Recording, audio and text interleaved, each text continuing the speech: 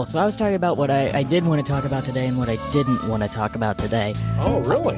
Yeah, so what I don't want to talk about today, at least not beat to death, is the fact that, yes, it sucks to be trans in America right now. There's laws on the books, laws going on the books. It's illegal for trans kids to exist. It's illegal for trans parents to have kids. It's blah, blah, blah, blah, blah. It's been illegal to piss for a minute now. Everybody knows we got problems. And the other thing is, I don't want to get too bogged down in the linguistic pedantry of it. I don't want to sound like a school marm saying, hey, you can't call me transsexual.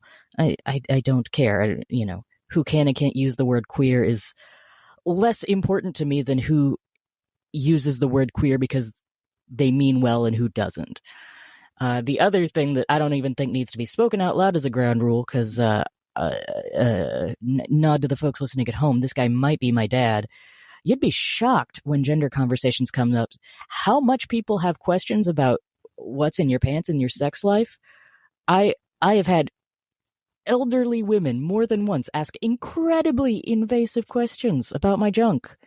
Let's not talk about that if you don't mind. But that being said, I am a trans guy from Texas, no longer in Texas. Texas is a great place to be from. Mm-hmm. I've done my time in excellent support groups in Santa Fe. I'm living in LA now where things are pretty groovy. I'm seeing a doctor. I got top surgery. Speaking of linguistic pedantry, quick definitions. Top surgery is reconstruction of the chest, adding tissue for ladies, removing tissue for fellas, broadly speaking. Bottom surgery is that stuff I don't want to friggin' talk about today. Got it. I went to a handful of, seemed like support meetings with you in New Mexico 10 years ago. There were a variety of the alphabet soup. All right. For me, because I'm kind of thick. Lesbian, gay, bisexual, transgender.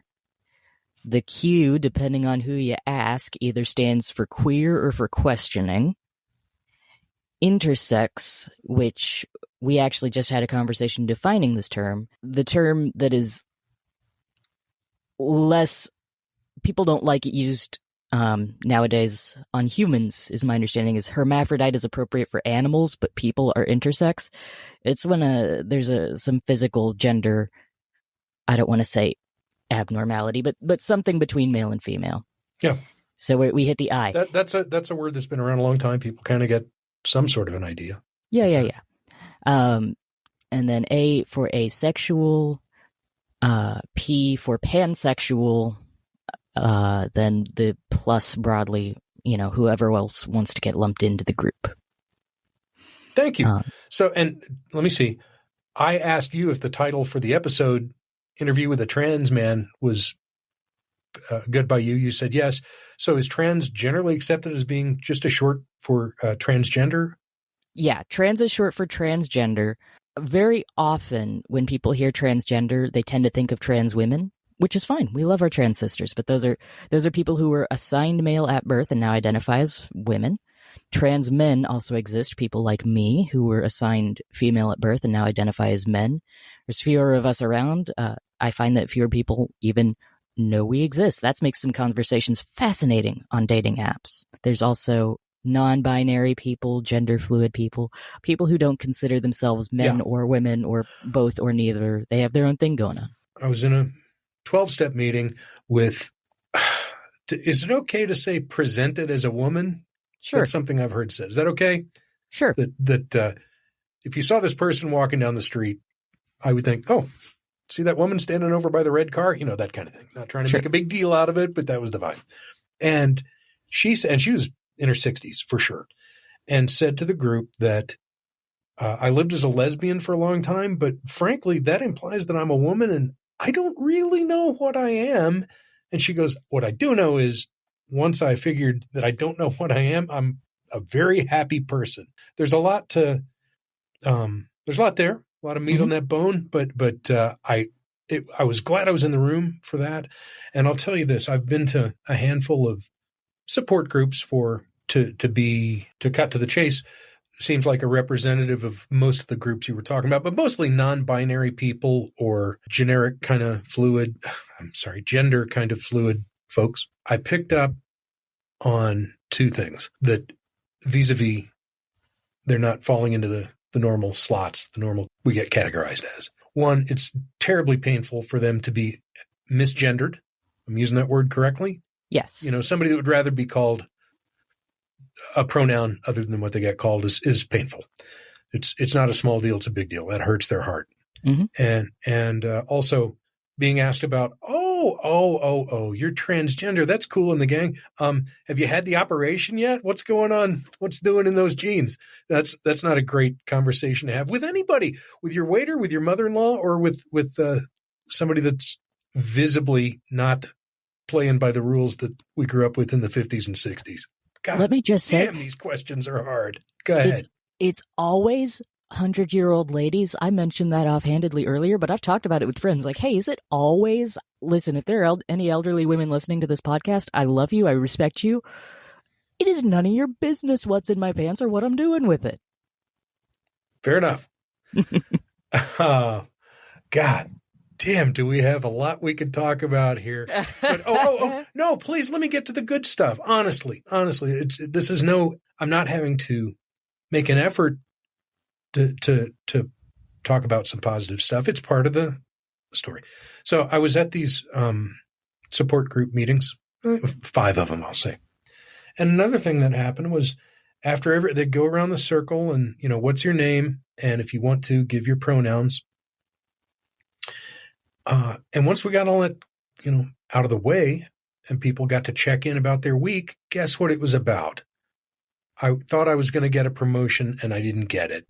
I had to put my dog to sleep and he's been my best friend for 15 years. I'm supposed to move and the place I'm moving into, the old person's not moving out yet. I don't know where I'm going to be living a month from now. It was people talking about the stuff they're going through. And, it didn't take long for me to go, oh, this is people talking about the stuff they're going through. I don't know. I'm not. Why should that surprise me? And yet, you know what I was thinking about? I'm glad I was there. I'm glad you were there too. And we're not done with talking about you at the support group meetings. But I want to say off to the side, have you ever been to a meeting or heard about a meeting that was having a SOFA event? SOFFA, like what you sit on, but with a double F. I'm going to pause and say you broke my only rule, and I'm going to go back and do this to it. The only thing I'm not allowed to say on this show, the only thing I can say, George Carlin's 7 dirty words. What I can't say is my name and identify as a member of a specific 12-step group, the way you just did. So when y'all are hearing this later and you hear he didn't say an insane cuss word, it's me trying to operate at the level of press, radio, and films without being in violation of certain rules and traditions. Proceed. Forgive me. Carrying on, and I apologize for that. Nah, all good. I've done it to myself. Gotcha. There's a thing in support group meetings I have attended called a SOFA night. SOFFA. Don't know what that is. That is a significant others, friends, families, and allies night. And the idea is that it's okay. Yeah. I go to these trans support groups and we bring in the people like you in our lives who we love. And, it's a bigger group that night and we talk about what's going on. I suspect that similar nights are likely not a thing in 12-step programs, but that's what I'm sort of pretending this episode of the podcast is it's SOFA night. I'm not in the club, but I'm next to it and I'm hanging out. 12-step fellowships do have open meetings, so there's precedent for what you're talking about. And so, all right, I'll go a little deeper on this one. Went to a support group for you and your mates, and afterwards was just chatting by the coffee pot about this and that. And somebody came up to me, and you look like me. We have a resemblance, and we're the appropriate age. I'm in my 60s, you're in my 20s. And one of the gang said, let me get this straight. You're Brandon's dad. I'm like, yeah. I'm like, you're his dad. Yeah, my name is Sherman. I'm his dad. Let me get this straight. You are his. I'm like, God damn. I've never in any other setting has somebody grilled me on that topic. And on the way home, what? I said, what the hell was that conversation? And you told me. Tell me. Yeah. Well, nobody in that group, I think it is fair to say, and broadly speaking, it is a teeny, teeny, tiny minority of trans people that have a loving and supportive parent. It's not something we have. It's not something we're used to. So they were trying to figure out who you were and why I brought this random old white dude to the meeting, because nobody has a cool dad that would show up to this sort of thing. It was an anomaly.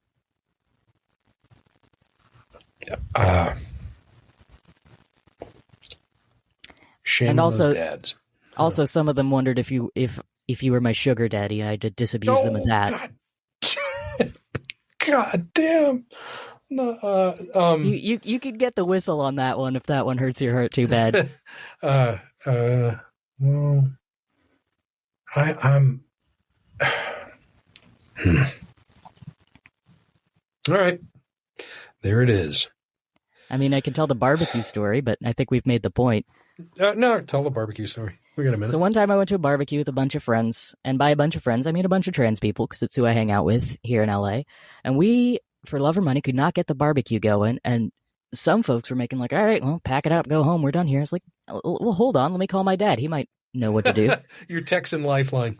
Sure. So I call you, and I'm like, hey, the barbecue won't go. And you were like, yeah, because you bought crappy charcoal. Go get the good stuff. Here's what the good stuff is. And we got the barbecue going, and it occurred to me later that a decent-sized handful of trans youths with one loving parent between us, and I was the weirdo.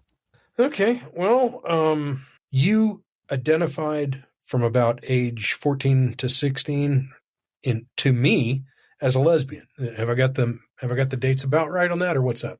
Not quite. I would say it was closer to 12-ish to 14-ish. Okay, and then things started to happen where you would ask me. I had divided custody, and your mom lives in Texas, and you stayed there during the school months, and you'd come out and spend a few months with me in the summertime. And you started asking me to introduce you differently to my friends, and that went the way it went. We'll talk about that maybe, but I've never really asked you this. When and how long and in what way did it start to go from I think I'm a lesbian to I think there's something else going on, and what that was and how you're going to be in the world? What happened? Well, this story is going to get me laughed at amongst my peers, and that's just fine. First off, I grew up in Texas. I did not know the words trans man. I didn't know that a trans man existed. I sort of tangentially was aware of the concept of trans women as like a punchline to dirty jokes. You know, it wasn't anything on my radar. That's right. So sometime around that age 12-ish, you know, I had become aware of what a lesbian is. That entered my radar, and I had a crush on a girl. So I was like, all right, and you know, I was aware of a lesbian as a girl with short hair who dresses mannishly, and that was the best I had to work with. And then sometime around age 14, I joined a social media site called Tumblr. This is where I'm going to start getting laughed at.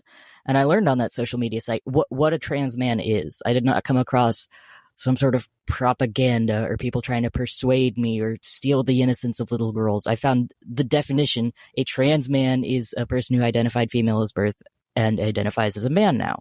I was like, oh, it was such a light bulb moment. I would say it was within a week I realized that it was not a sexuality thing, it was a gender thing. Well, I'll be damned. All right. Yeah. Here's a footnote, interesting only to you and me. Your birth name could have been used for boys or girls in that time and place. And whoever filled out the paperwork in Dallas made a mistake, ? And put down male. And this is entirely true. I am the only trans man I know. Go ahead. I was just saying, I'm the only trans man I know who is designated male at birth. And so we backed that train up, got him to change the paperwork. And 15 years later, you're like, hey, you're going to laugh. But that was a weird quirk. All right. So interesting. So what did you say at about age 13 or 14? You went through such a thing as trans stuff? Uh-huh. Yeah. At around age 14, I learned what a trans man was. And very quickly I was like, oh, that's what I am. You know what? Something we shot past that I'm gonna intrude with a little rabbit trail at the moment. Let me see. Tranny was a word that was used. I know it's probably the worst thing you can say, but I'm just saying there was that was in use, and it meant what they also call, I'm talking about guys like me that don't know what the fuck they're talking about, cross-dressing, that sort of thing. Like, you know, a guy who just felt like Ed Wood, a guy who was probably a heterosexual male, but, you know, when given his preference, he liked the feel of sweaters and the look of bras and high heels and stuff like that. That was what was called a tranny, also called a cross-dresser. Where's that stuff in this conversation? There's got to be such a thing, right? There's lots of stuff going on in the world. Sure, there are people who like to say present as women, but who identify as men, and you know their sexual orientation is a whole different thing. That word that you used is one I would be incredibly careful with. I'm in fact and go ahead and advise you don't use it.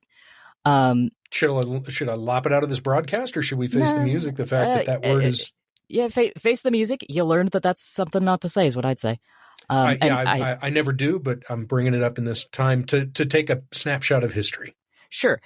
Cross-dresser is a phrase that gets used a lot. Cross-dressing, drag. I don't think any of those terms are offensive, especially like just referring to the activity. Point of order, I will note, some drag queens are trans women. Some drag queens are cis men. Cis meaning they have not changed genders. That you are cis. Speaking to my interviewer, I don't know who's listening, but some cis men. But like the guys in Monty Python dressing up for a laugh. That's drag. That's cross dressing. Sure. But yeah, so some drag queens who are into the art form are cis men. Some are trans women. Many are non-binary. It's its own thing in culture that I don't know terribly much about, and frankly, I got a bit schooled on recently. I don't want to. And a lot of gay dudes in that world, yeah. Tons of them. Okay. So what do you mean you got schooled? What's up? I had held some kind of debating how deep I want to go into this. So a big celebrity in the drag world is RuPaul, and is somebody who I am not fond of. Had let my lack of fondness for that one person in particular color my opinion of the art form in general. And it's not correct. There is not. I mean, obviously, individual drag queens can be sexist, but it is not inherently a sexist art form. You know, there are not, obviously, and let's set this straight, drag queens are not a threat to anybody's damn kids. You know, drag queens doing story time at library, the kids like them because they wear glitter and they do funny voices. Because kids like glitter and funny voices. Yeah, I get it. But yeah, no, I had to back up and read. I was not aware this was happening a lot, but sure, it sounds fun. Do you know I don't leave the house without a knife? That's a fun fact about me. I'm breaking my own no bummers rule. Let's move on. Me too. 2023, a lot easier living in LA than Dallas. Absolutely. Living the life you live. Yes, Texas is backsliding pretty badly right now. My last close trans friend in Texas I just talked to recently is moving to Colorado, and frankly, I'm grateful for it.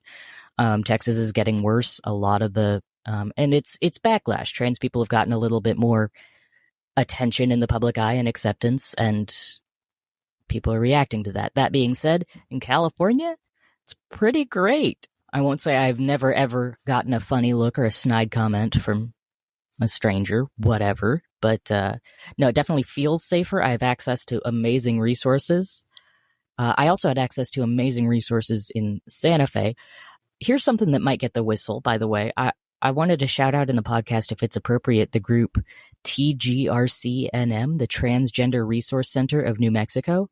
They hosted the support groups we're talking about that really helped turn my life around, and it sounds like did a lot of good for you as well.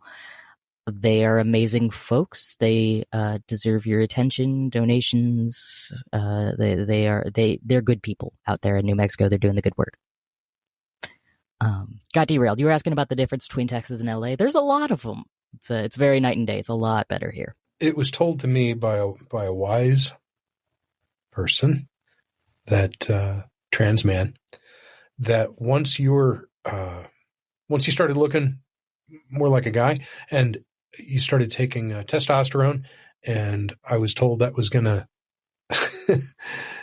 make your, jaw be more prominent, your hairline to recede, your voice to drop, and for you to grow facial hair and start shaving.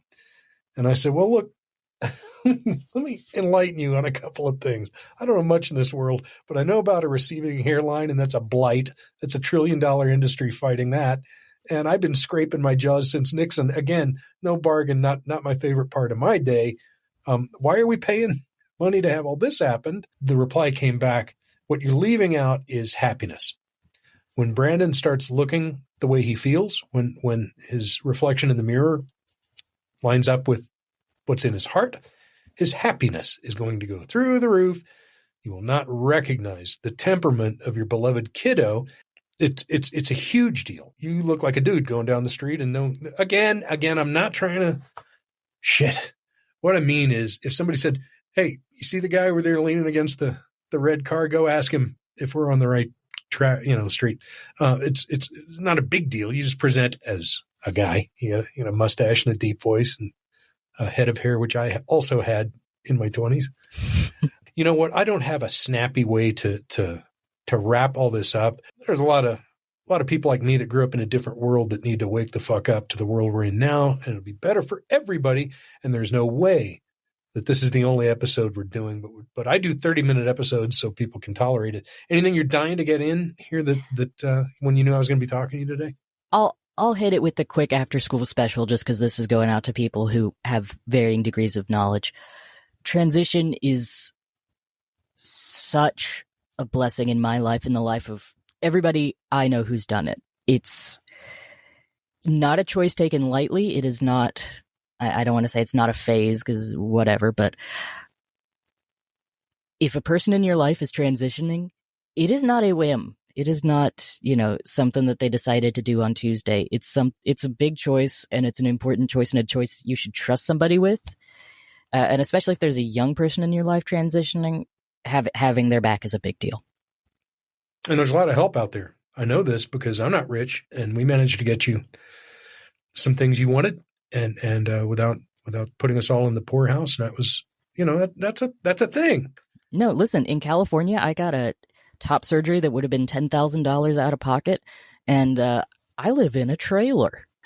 Very nice one in a nice neighborhood, but a very nice one in a nice neighborhood. But I'm still saying, yeah, you're not rolling in dough. I am not rolling in dough, and I managed to get what would have been an expensive surgery here in California because they treat people well. For the folks who want to argue that that's a waste of tax dollars, I am now a Californian for life. I'm going to be working here and paying taxes here and sales taxes and income taxes for the rest of my life if I can help it. That's an investment that's going to come back one of these days. All right. Well, I love you, and you're coming back for more. Love you too. I'm sure next time we'll talk about our dogs. I get the best dog. All right. No, you don't. Man. I do. Do y'all have jokes? Do y'all tell jokes? I don't know the answer to that. Yes, as a matter of fact, we do. We're fucking hilarious. We're 10 times funnier than the rest of y'all, frankly. You just don't know it Easy. all the time. Okay, now that's hurtful. I'm kidding. No, you were asking if we have jokes. Here's one that came up, because the other thing is the tell the joke. I'm going to back up for 5 seconds. The folks at home aren't looking at me. I'm going to tell you that I have green hair and I dress a little skimpily and I read as a very gay man on a day-to-day basis. Can we carry on? So I was getting my hair done and I was talking about my dog, and my dog doesn't walk very well. So I was saying that, I've got a little pink stroller that I push my little fluffy dog around in case you had mistaken me for a heterosexual. And she had to stop cutting my hair for a minute. She was laughing so hard. Is it my turn? Yeah, go. Hit me. Guy walks out of a 7-Eleven. A Rottweiler clamps onto his leg and starts humping away. And the guy looks down at the dog and says, hey, quit that. Stop. The dog looks up and says,